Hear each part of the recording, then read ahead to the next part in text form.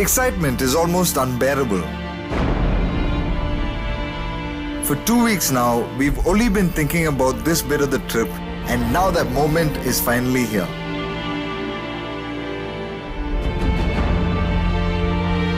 And that ferry is going to take us across the Straits of Gibraltar and on to Tangiers in Africa. The mention of those very names makes my hair stand up.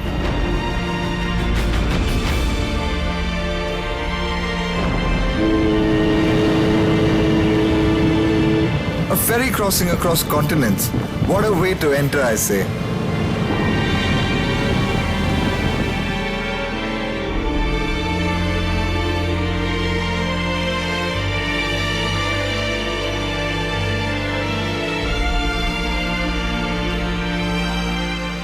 And an hour later, it looms up in the distance. The northern tip of Africa. They have a saying for this, TIA. This is Africa.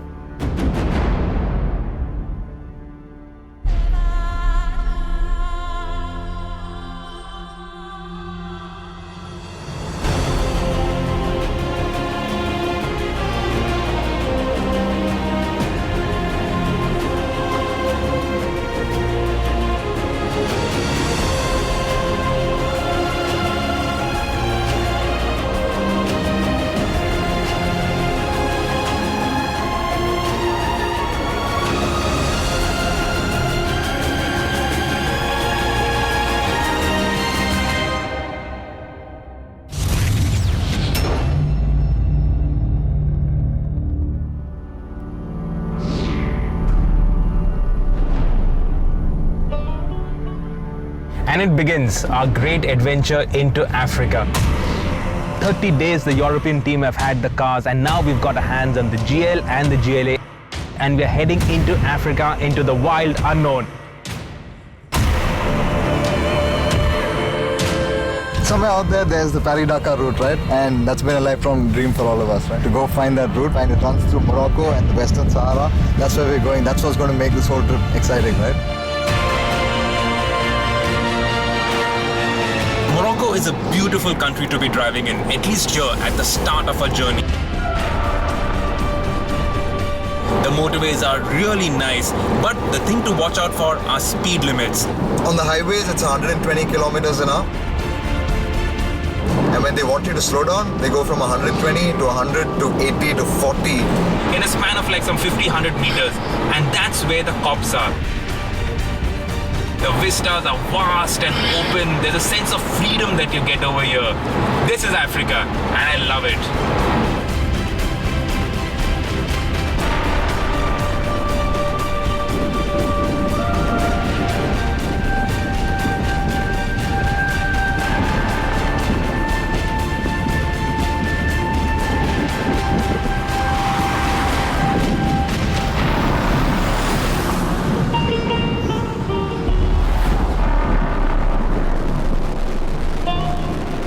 As an introduction to Morocco, Tangiers is an insane place.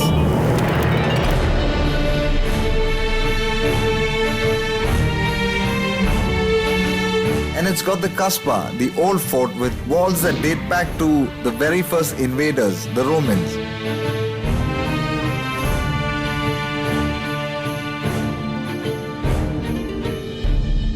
So it might seem a bit out of character for us to be walking and not driving, but we are here in the Kasbah, in the heart of Tangier city, all narrow alleys and these beautiful buildings. And these narrow alleys, they lead to the tomb of a world-famous, in fact, world-renowned traveler, Ibn Battuta, who in many ways is the original overlander.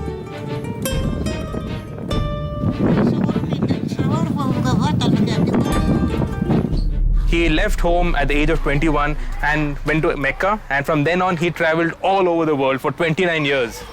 And if he'd done that today, it would have been 44 countries and about 50 to 75,000 miles.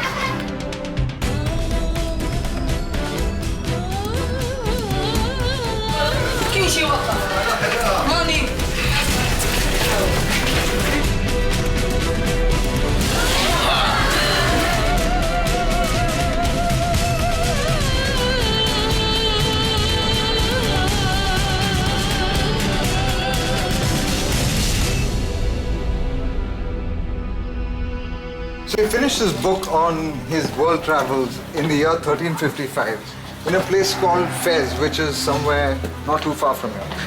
And we are driving there tonight. We're going to spend the night at Fez, where this man's book, it was called The World, was finished.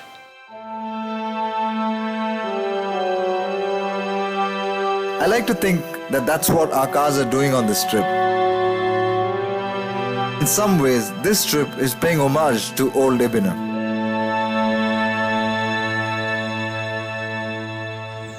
Morocco doesn't have much of a film industry, and the locals are huge fans of Hindi movies that run to packed houses. Where is the market? Market. This one, market.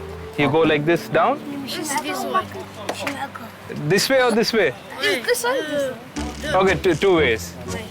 Okay. Okay, forget all that. Sing a song, no? A Hindi song. You know a Hindi song? Huh? Shah Rukh Khan? You know Shah Rukh Khan? 1, 2, 3, 4. Is then the one world the basic. Very good. What other song were you singing? Yeah.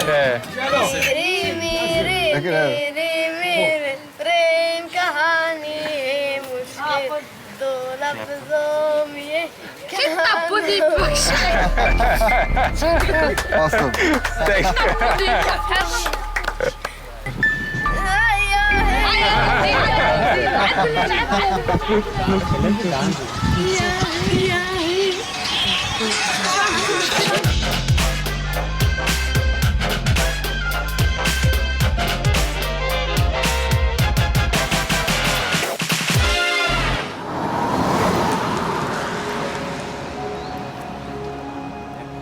Isn't this the most spectacular view you've seen?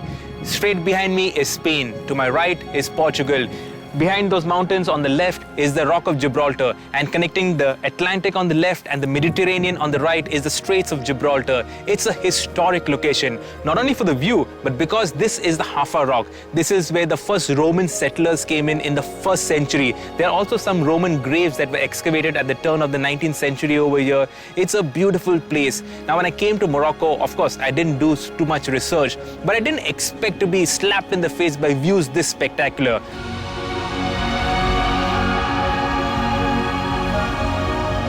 And Morocco has just so much to offer, as I'm discovering. I just want to stay here, take in the view, spend hours over here, but we have to get a move on. Welcome. Salam alaikum. It's a cafe. Salam alaikum.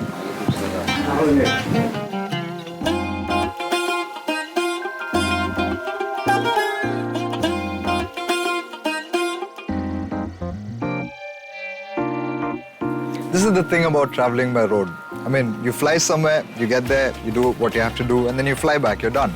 But by road, you get to experience so much more. Like a cup of awesome mint tea at the legendary Cafe Haffa in Tangier.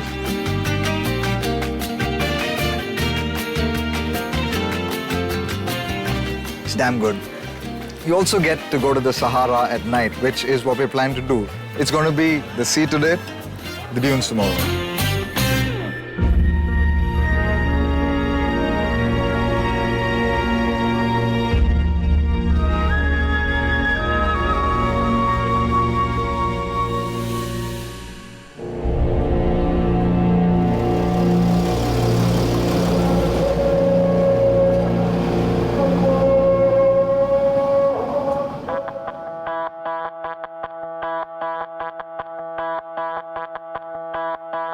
I'm reminded we're not on holiday by the camera crew. We have to make it from Tangier to Mazuga, 800 kilometers away in one day, and that's without including the time it takes to shoot the journey. Now Google Maps says it should take us 10 hours. We end up taking 15. And hey, it's a tough job, but somebody's got to do it, right? Dear friend, I'm on a train, first class and color screen. The landscape's fresh outside. There is noise all around.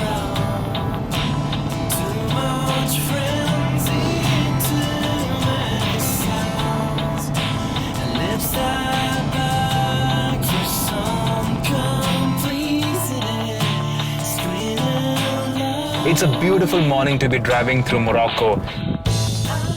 The weather is a pleasant 16 to 18 degrees. Speed limit is 80 kilometers an hour, but I never enjoyed driving slower in my life.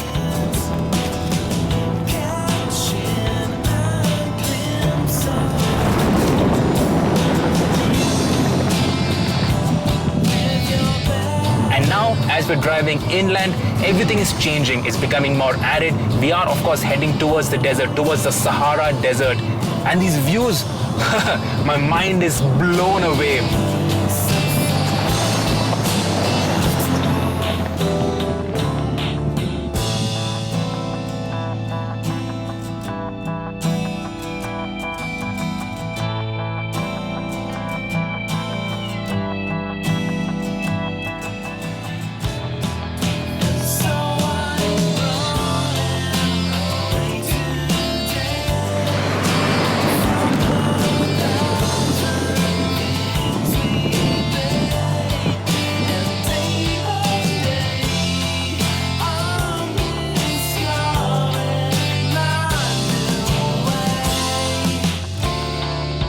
The other place I'm really looking forward to is the Sahara, which is where we're going today.